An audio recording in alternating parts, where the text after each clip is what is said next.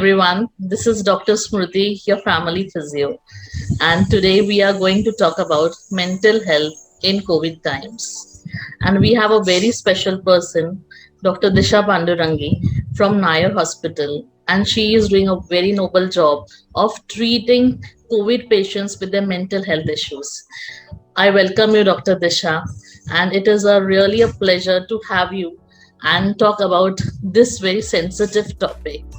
At Vatsala Wellness, we believe that we should do a bit in this pandemic by educating our patients about the normal issues they are facing, and one of them is mental health, which is not talked by everyone, but it is so important to know about our mental health status in this so much negativity all around.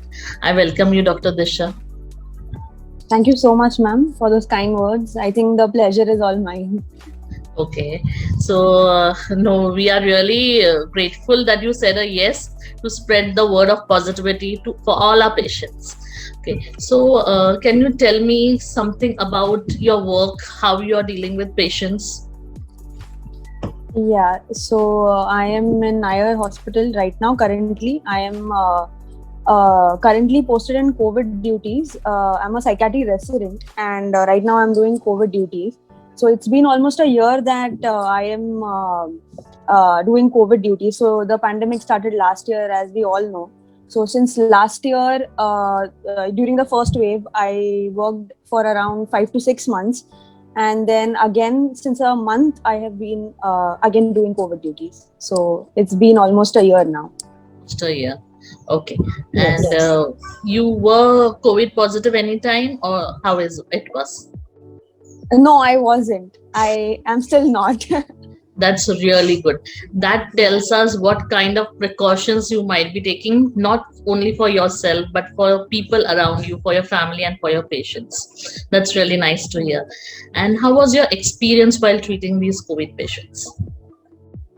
To begin with, initially, it was all new because since I'm a psychiatry resident, so doing a part of medicine, there are two different branches. It's an allied branch, but then the work that we do is entirely different.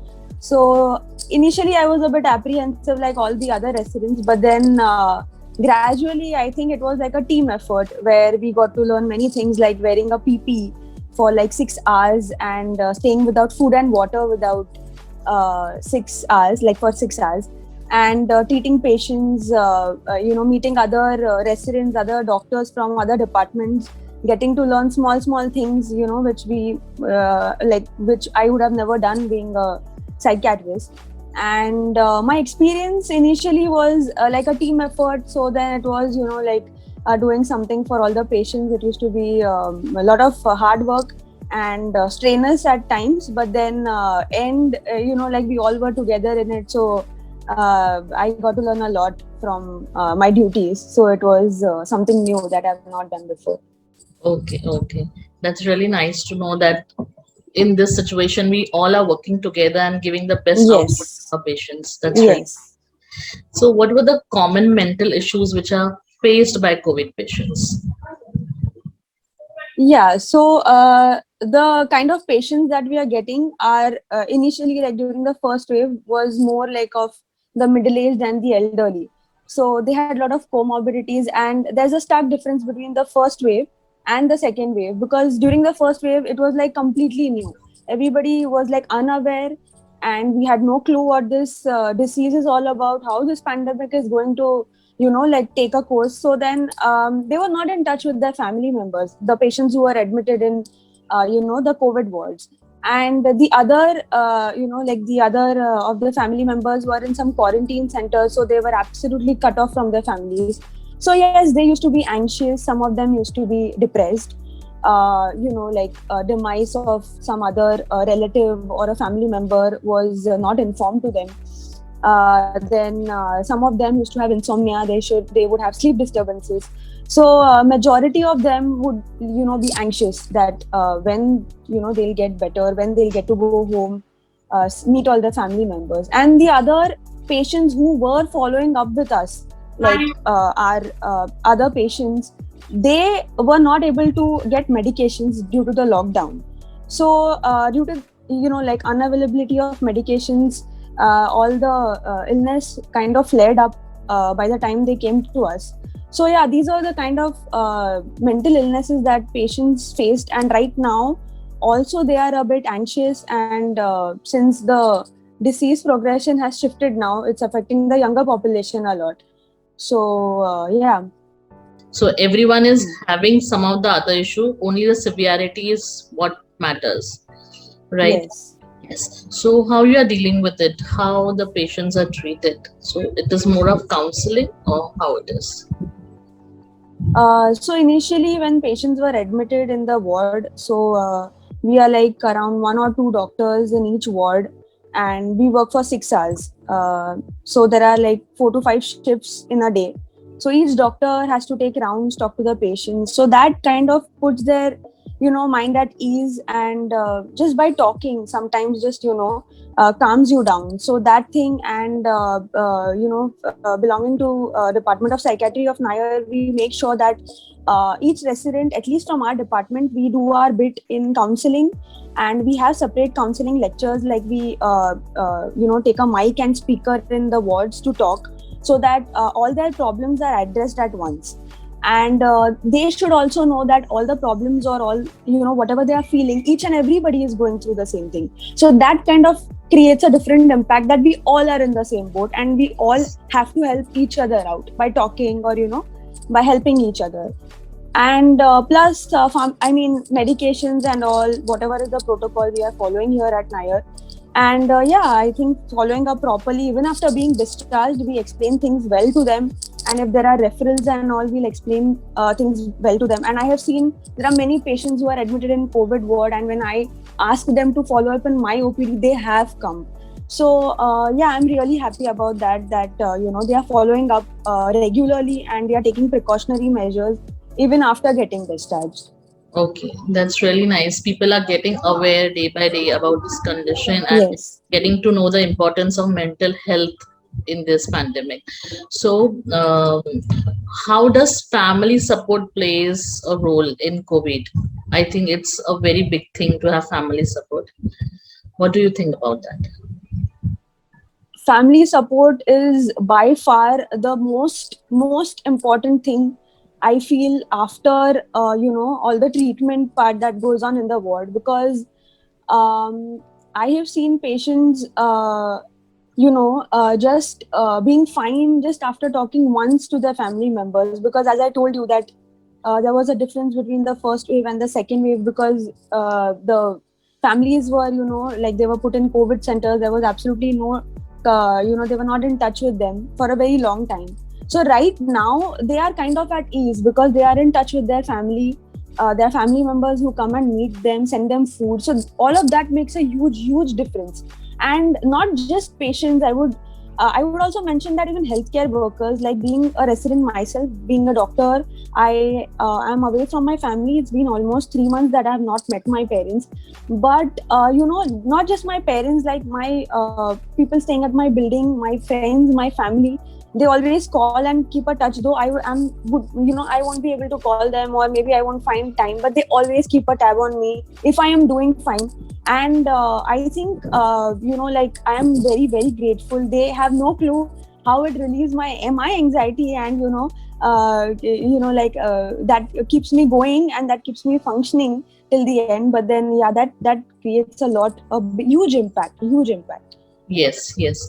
Even knowing that somebody is there around makes a lot of Yes. impact and gives us a different moral support which nobody in this world can give, leaving the family members. And yes, it was a tough job for healthcare workers as well. Like you said, since 3 months you are staying in hostel or maybe Yes. hospital, so it may be very tough for you people also. So it is really like Yes. hats off to you all that you are sincerely like dedicating your all the energies toward COVID patients and helping them to get better. Okay, do Thank you you so can you much. suggest some measures for COVID patients who are in home isolation or quarantine? Okay, so the now all the protocols have been changed. Only if the patient is serious or needs oxygen, only then the patient is admitted in the COVID care centers. So for patients who don't have any comorbidities, are stable, and who don't have any symptoms, are asymptomatic, but yet their swab is positive, they are home quarantined. And those people who are quarantined, like if other family members are positive, I think the precaution that they can take is staying at home, isolating themselves, and like they can if they are, if at all, like after 14 days, after getting a repeat swab done, if they are negative, still I would recommend anywhere they go, they have to put a mask on. And the most important thing, get an appointment for vaccination. I think vaccination drive that has started, it's open for everybody, and I would request and like plead, like everybody should take an appointment. I have taken both my doses of vaccination, so I would request everybody to, that's the bit that you can do to prevent yourself from turning COVID positive. Yes, so since we are talking about vaccine, many of my patients feel that if they are diabetic, they can't take a vaccine. If they are hypertensive, they can't take a vaccine. So, any particular thing in which they can't take a vaccine? Because recent guidelines even say that if you're pregnant or if you're lactating, you can still take a vaccine. So, any particular population who can't take a vaccine? Yes, that is true, that even if you're lactating or even if you're pregnant, there are guidelines which say that vaccination is okay if you take, even if you're lactating. There are certain populations, I think, who are immunocompromised, but then when you go to the vaccine center, there are set of doctors, there are set of residents from PSM department. There are people who are meant to assess you even if you have any comorbidities, and even if you have diabetes, hypertension. I think the first lot of patients who were open for vaccination was elderly having comorbidities. They were the first lot, the vaccination was open. My father himself is hypertensive, so I mean he has completed both his doses of vaccination, so I don't think so comorbidities, right? Like you can obviously you have to inform while taking the vaccination that you have so and so comorbidities, you are allergic to so and so drugs, but I think now it's open for all the age groups. Yes. So, everybody listening to us, please make sure that you are going and taking vaccine. If you're 18 plus, it doesn't matter whether you're getting Covishield, you're getting Covaxin. What matters, you're taking your vaccine, and you're taking the same vaccine for the second dose. So that is very important Yes. to track that. So, yes, the importance of vaccine cannot be stressed more, because I think that is going to take us out of this pandemic, at least help us to get more safe. So, Yes. this is the most important thing I feel. And how about any small activities patients can do when they are detected with COVID? Because if somebody is detected with COVID, the first reaction they have is, oh my God, what will happen to me now? So, how they can take themselves engaged? That is true. When you are COVID positive, not just patients, like as I mentioned, even healthcare workers, there have been so many doctors who have, turned positive, and the first reaction is like, what will happen? How many days of, hospital stay? What will happen? Whether I'll get better? Whether it will worsen? So yes. So the main thing is to, like to talk to someone, inform them, inform your close family members that you're positive, and make sure that your anxiety is, you just by talking or informing to somebody, your anxiety comes down immediately, will calm down in some time. And the second thing is maybe home isolation, quarantine. It can get boring because 14 days as it is, you are quarantine or home isolation is recommended in a particular room, so it can get boring. The only thing is you can get your hobbies again, like doing, getting to do all your hobbies again. I started painting again. I wouldn't get time, but then like once in a while, or maybe doing yoga, meditation, all of that definitely helps you and keeps your mind distracted to some extent. So talking to somebody, video calling them. I always call my parents whenever I, like whenever I find time, or maybe doing yoga, meditation. So all these things, small activities. I'm not recommending some exercise, like to strain yourself or anything of that sort. But then yes, definitely a small, like whatever you have been doing before and you never got time to pursue your hobbies. So definitely you can do all of that. Anything which can make you feel better. Yes, anything that can make you feel Yeah. better. So with this respect, even I would like to add on. I had just delivered before COVID with my second baby, and I had to start my Oh. clinic when he was just 2 months old. So it one Hmm. fine day, I had maybe I was drinking a lot of kada, so I had loose motion, and I was so panicked that now I am positive. But just talking to Oh. my husband over the phone and talking to my sister made me feel better. And that time I realized it is very important to engage myself in something. So I started my calligraphy thing again. I started painting again, writing poems again. So that kept me sane for a long time. And even now, I know that, okay, I have to divert myself from that atmosphere. Yes. I'm working, since then I'm working, but still, by God's grace, as you said, if we take precautions, if you wear your mask nice and clean, it is good. So people, please Yes. take care of your hobbies, which you have not done for so many years, maybe, and keep yourself engaged, because that is the thing which is going to keep you going for a long run. So, Yes. Another thing that I would like to tell, like last year when I was posted in a healthcare worker ward for almost 10 days. So healthcare workers, like everyone, I mean, staff nurses, like doctors, resident doctors, ward boys, and everybody in the ward. And I had like 56 patients in the ward. And the thing about doing something just to keep your mind distracted helped me so much during those 10 days, because I had like a night duty from 2 a.m. to 8 a.m. and that is usually called the graveyard shift, because your entire sleep wake cycle gets disturbed.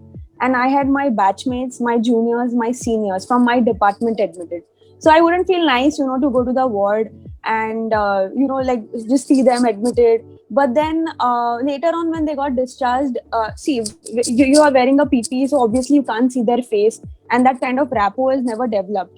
So then, but then when I used to tell them that I have come, मैं दिशा हूँ, ऐसे अगर भी बोल दिया तो फिर like my seniors, my juniors, my batchmates, they used to feel so much better. We used to talk like for 10-15 minutes, and I would know that they are going to be fine throughout the day now.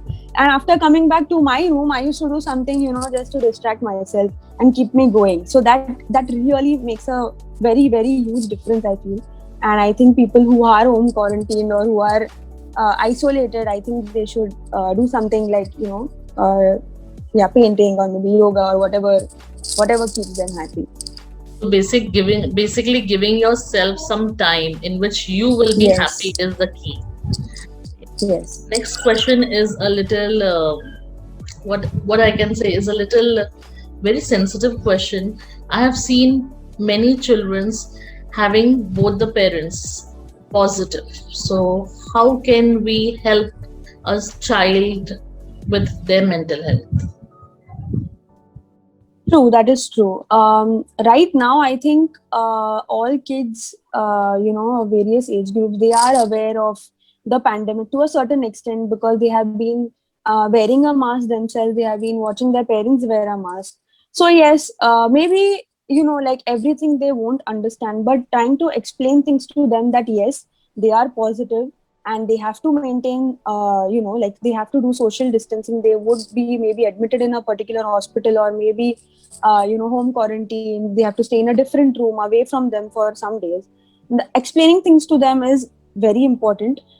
Second thing is, other family members can, I think, take part in this. Like they can stay with them, like grandparents. I think grandparents, some kids are very close to their grandparents, so grandparents can obviously take care of their grandkids and be with them 24/7, and engaging in some like indoor activities and some sort of games which can keep them going. And plus, yes, like even if they are in a different room, I have seen one of my cousins was positive, and she has like a 2-year-old daughter and an 8-year-old daughter. So she used to always like video call them, like 3-4 times in a day. So that kind of became like a fun activity for them. Obviously they used to miss her a lot, but then yes, like they eventually understood. And I think kids understand, like we think that they won't maybe, but then they take things in a very matured way, like maybe more than what we imagine. So then yes, yeah.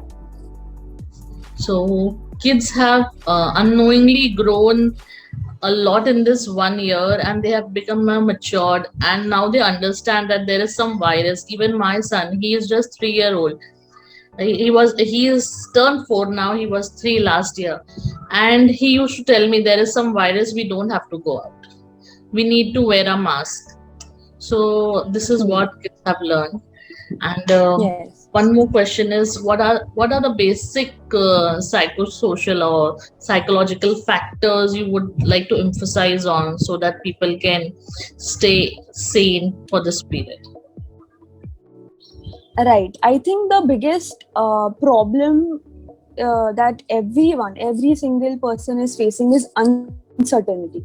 We absolutely don't know how this disease, when it's going to, the pandemic, when it's going to end, whether there's going to be a third wave, whether there's going to be a fourth wave, or is it the last wave, about the vaccine efficacy, everything. So basically, everything is uncertain.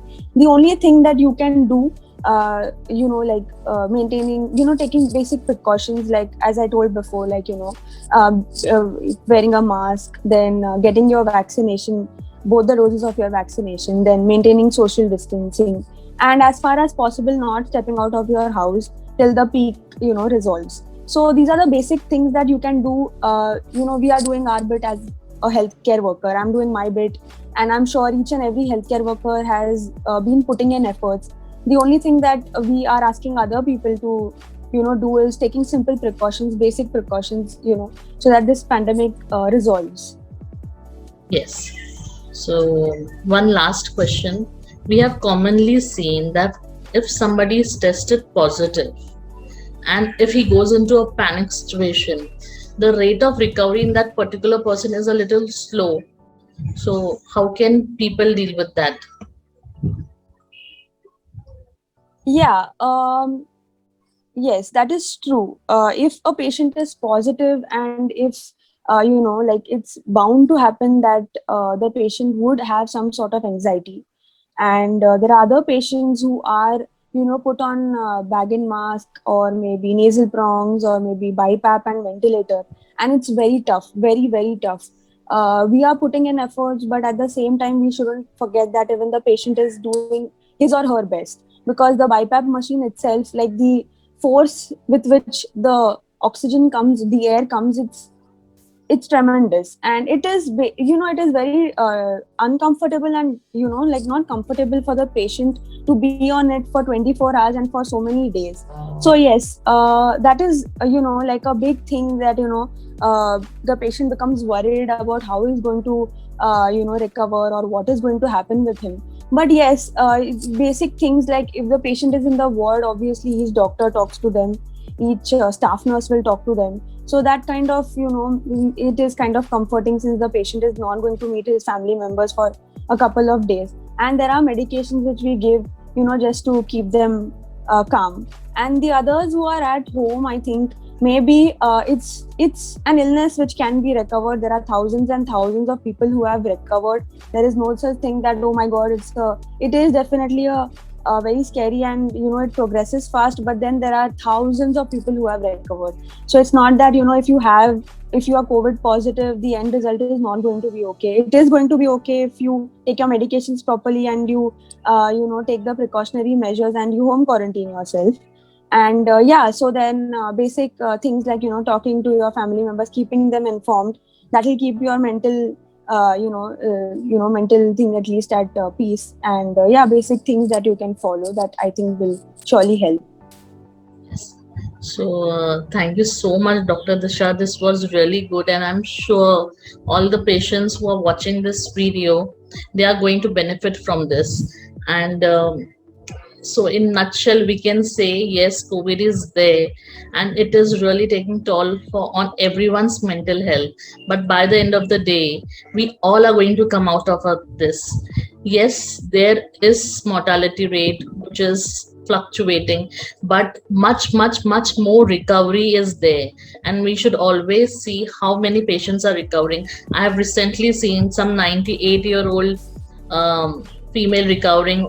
In one city, 105-year-old man has recovered. So it is very important to keep your mental health in good good shape so that you recover with COVID very nicely. And the other most important thing I think is don't give up. Don't give up. Yes. By the end of the day, we all have to go out of this COVID phase. Just keep your hopes high, and we are going to get better. Please vaccinate yourself. And if any questions you are having to ask Dr. Disha, please put in the comment box. I am sure she will answer these questions. We have already asked her many Yes. questions, and she has already answered it very beautifully. So please put in the comment box. Dr. Disha, you want to add something? Yeah, so then I think you have explained and I think you have covered everything. And I think this pandemic should end soon, and hopefully there are no further like third wave and fourth wave. I think we all will take precautionary measures, and we all are in it together. So we are going to Yes. come out of it together.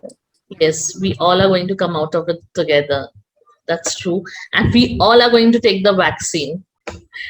So Yeah. thank you so much, Disha. We are really grateful for your time and for your all the answers you have given. So if you Thank have you so liked, much. thank you. If you have liked this video, please don't forget to share it with your loved ones and help them to take care of their mental health. And please don't forget to subscribe to our channel so that you can know more about such things. Thank you so much. Thank you, everyone. Thank you for listening to us.